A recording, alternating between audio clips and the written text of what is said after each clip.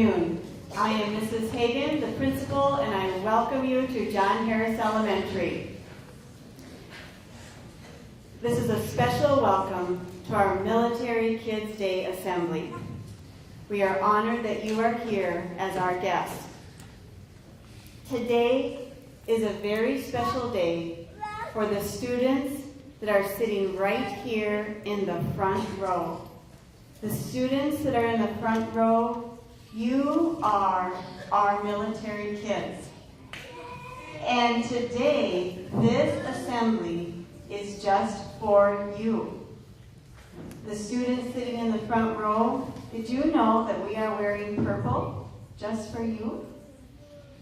This is a very special day that we are recognizing you as our military kids here at John Harris Elementary. Now, I would like to welcome a John Harris parent and a person that has been instrumental in celebrating and honoring military kids. Please join me in welcoming Major Meyer.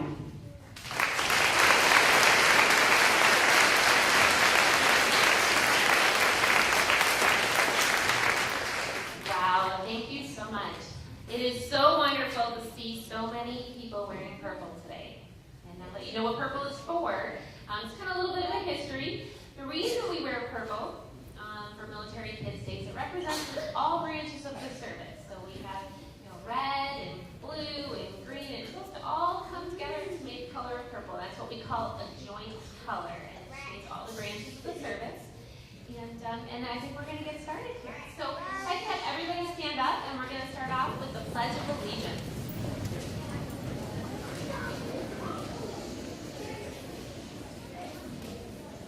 I pledge allegiance to the flag of the United States of America and to the republic for which it stands, one nation, under God, indivisible, with liberty and justice for all. Great. Students, I'm going to have students keep standing, okay? All of our guests, our family members, and our community partners that are sitting in the bleachers, go ahead and have a seat. All of the students, John Harris, have something very special prepared for you all today. They are going to lead us in a patriotic medley, and Miss Aberson is going to conduct it or lead it, and she's worked really hard with these kids. I know my kids at home have been practicing this for the last couple of days. So thank you, Miss Aberson.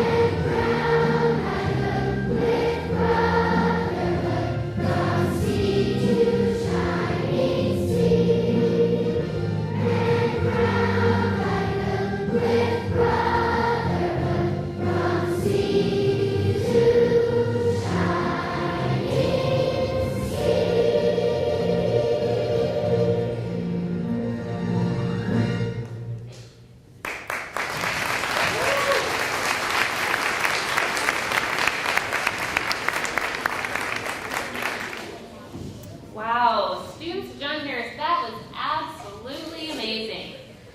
Well, while you were singing, it was kind of cool that you got to sing and welcome in the governor. How many of you know who this person standing right here is? That's the governor of South Dakota. Everybody welcome him. Say hello.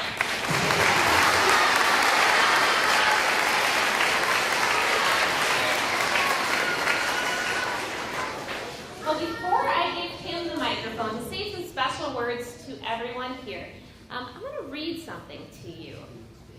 See, the entire month of April is what we call the month of the military child.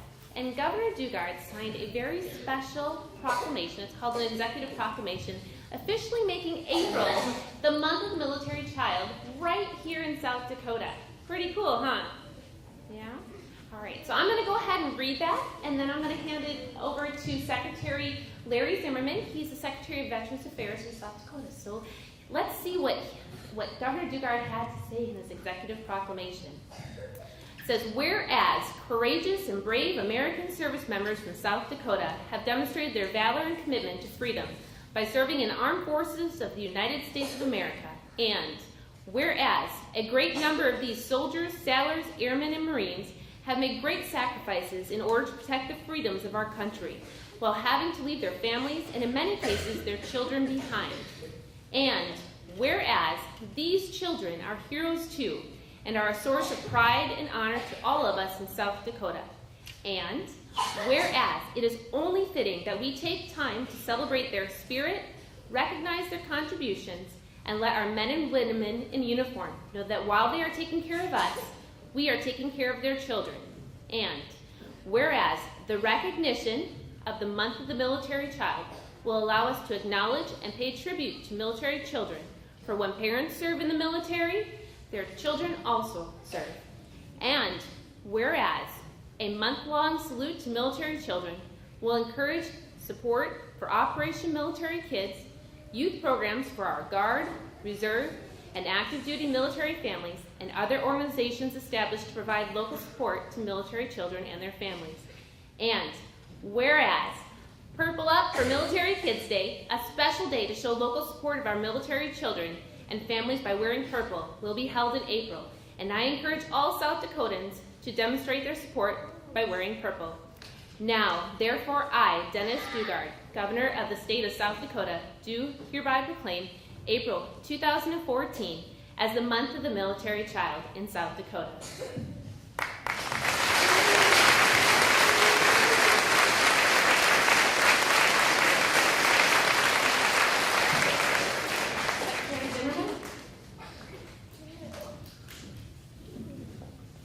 Thank you, ma'am. Welcome, everybody. This is an exciting afternoon, and if I could, we've applauded for the governor. I don't want to leave any services out. I see a lot of uniforms out there. Thank you all for your service. Thank you, veterans. What I'd like to do is give the governor a welcome with kind of an Army thing, but you guys can all help, okay? And what that Army thing is so on 3, we'll all do that. Can you do it? 1, 2, 3. Wow. Sorry about that, Marines, Air Force, Navy, Coast Guardsmen. Thank you. This is an exciting afternoon. I would like to introduce our governor of our great state, Dennis Dugard. Governor.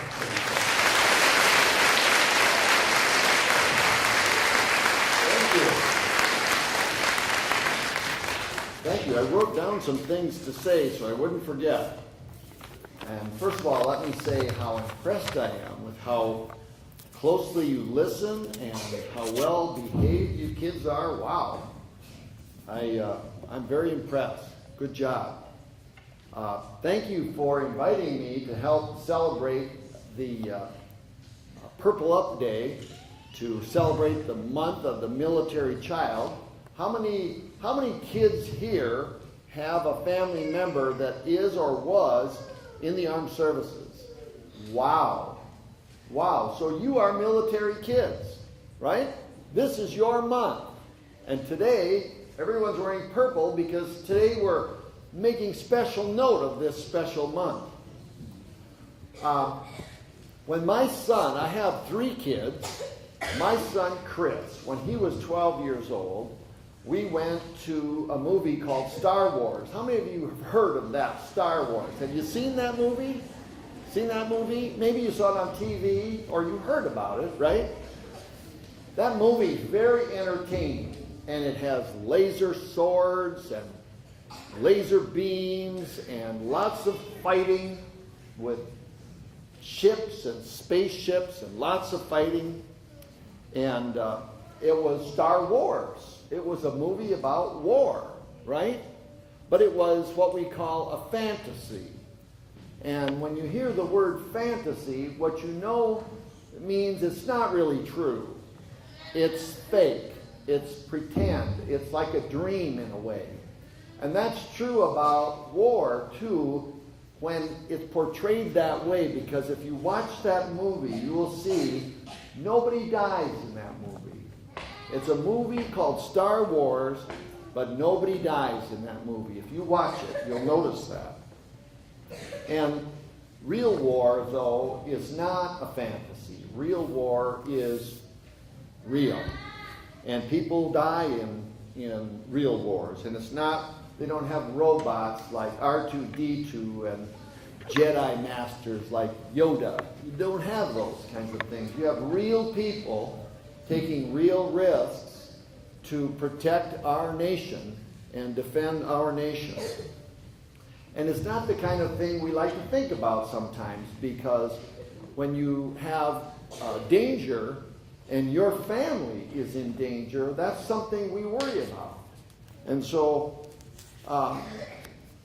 we don't like to think about that. But it is something we have to think about. It's something we have to deal with and be realistic about.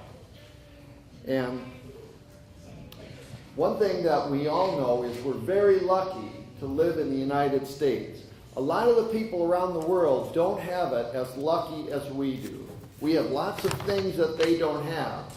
We have freedom of speech, meaning we can say whatever we want. And if we don't think the Governor Dugard is doing a good job, you can say that. If you don't think Mayor Huether's doing a good job, or President Obama's doing a good job, or Congress is doing a good job, or the legislature is doing a good job, you can say it. They're not doing a good job. I don't like them. You can say that in America. In some countries, you can't talk about the government and say bad things about them, or the government will come and get you. Or they'll keep track of you. They'll write your name down on a list. And you might be in trouble because of that. Here in America, we have the freedom to talk openly about what we think about our government. And that's important. And there's no dictator or king or queen that rules our country. You don't get to be in charge just because you were born from the king or queen. You are in charge of the government only if people like you choose the leaders. You have to go in the voting booth and vote for the leaders of our country. So we have a democracy where you choose the leaders. And if you don't like the leaders, you can throw them out and choose new leaders next time you vote. We're also free to choose what we do with our lives. We can become doctors or lawyers or bakers or scientists or anything you want, we can become. Our jobs aren't predetermined.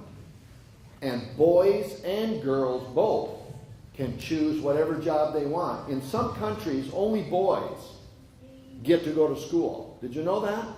Only boys. And that's not fair to the girls. In some countries, women can't even vote. And that's not fair. Here in America, we have it fair. We're all equal. It doesn't matter what color your skin is. It doesn't matter if you're a man or a woman. It doesn't matter what your religion is or what culture you come from. We're all equal in America. And in some countries, it's not that way.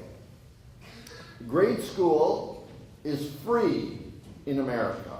Your school here is free. In some countries, you can only go to school if your parents can afford to pay. And in some countries, only boys can go. In America, it's free. And that's something that we're lucky about.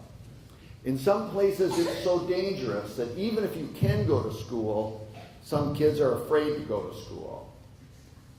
Last Friday in Syria, there was a gas attack, we believe, and people were having a hard time breathing.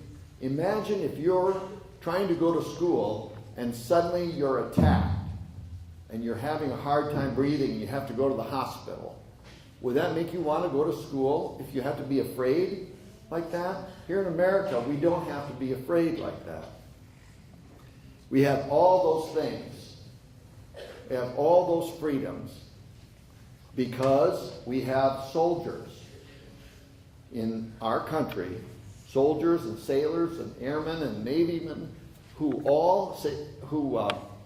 take care of our country, who gave us those freedoms, who fought to get those freedoms, and are willing to fight today to keep them. We used to be ruled by a king in Great Britain, right? And soldiers fought against the king and won the right to be free in America. And some freedom in America didn't come right away. For many years in America, if you were black-colored skin, you might be a slave, and you just have to work because someone told you to go work. And you didn't get paid, you just had to work because you were a slave. And so some people weren't free right away. In this country, too, women weren't treated equally right away. But now all those things have changed and we have equality. And so we still have to fight for those things.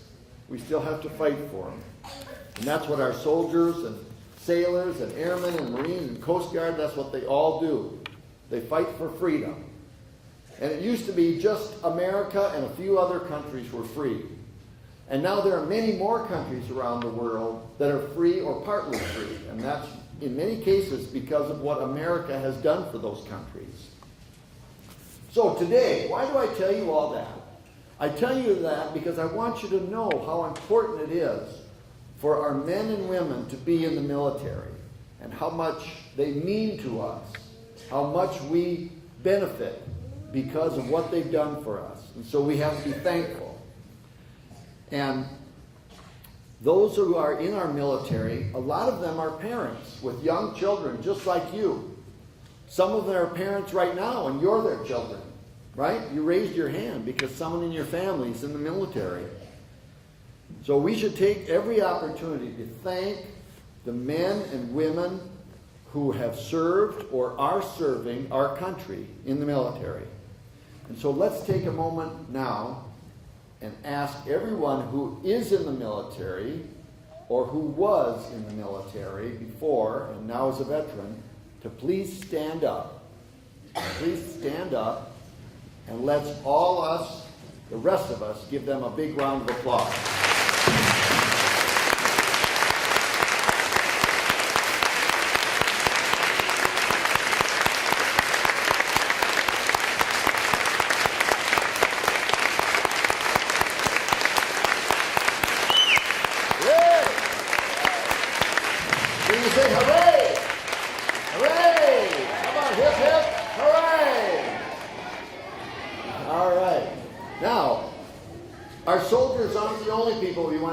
Today, because Purple Up is about military kids, and this month is about military kids, because today we want to thank you, the kids of people who stood up and people who aren't here to stand up but could if they were here because they're in the military or have been.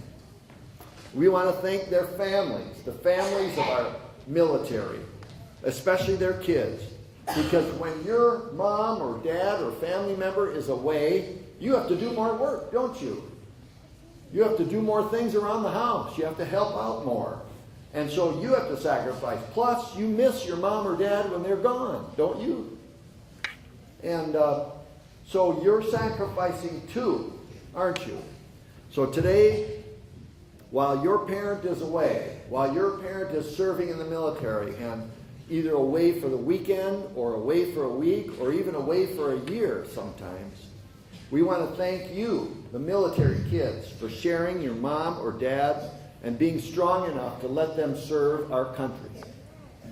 They have to, you kids have to grow up a little bit more while they're gone and put on a brave face sometimes when you don't feel very happy.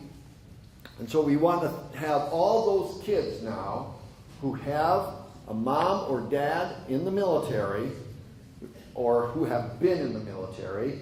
Let's have you stand up. So stand up if you have a mom or dad in the military or have been in the military. And let's everybody give those kids a round of applause.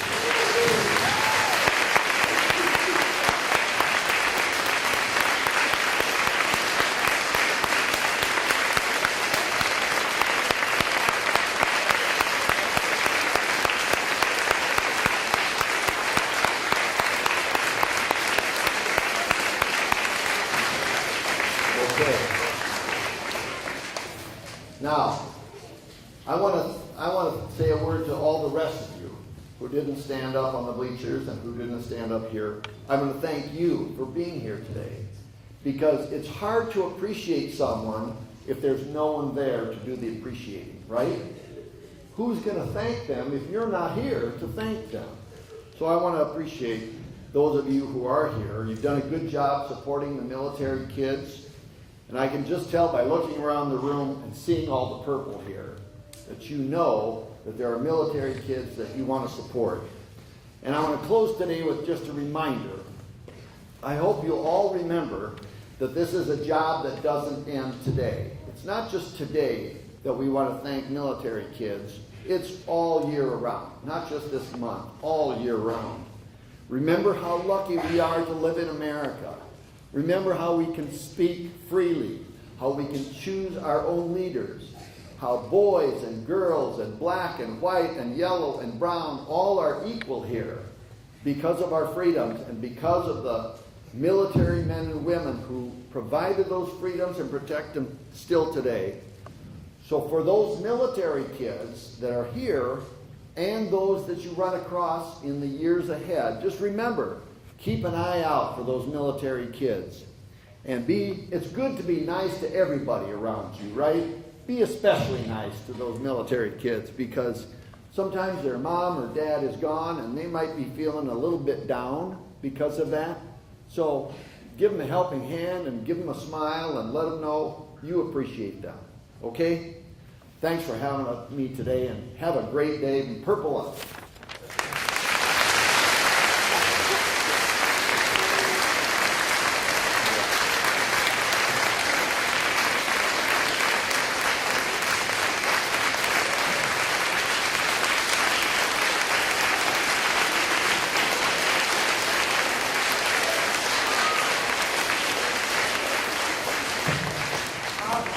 What great words from our governor. We have something very special, sir, that we want to say thank you to you for all of your support of military kids right here in South Dakota. And there are two kids, and Ms. Hagan talked a little bit about how I'm a parent here at John Harris. Yes. So we have two children that are going to come up, and they have something very special they want to give you, sir. Oh boy. So Savannah and Kristen, if you want to come and join me up here.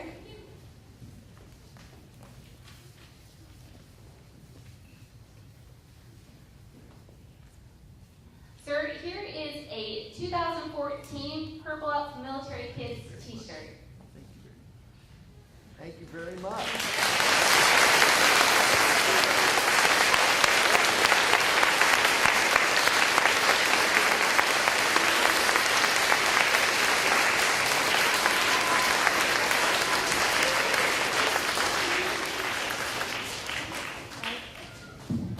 As we close today, we want to send a very special thank you for our honored guest, Governor Dugard, for coming to John Harris Elementary. Thank you, Governor Dugard.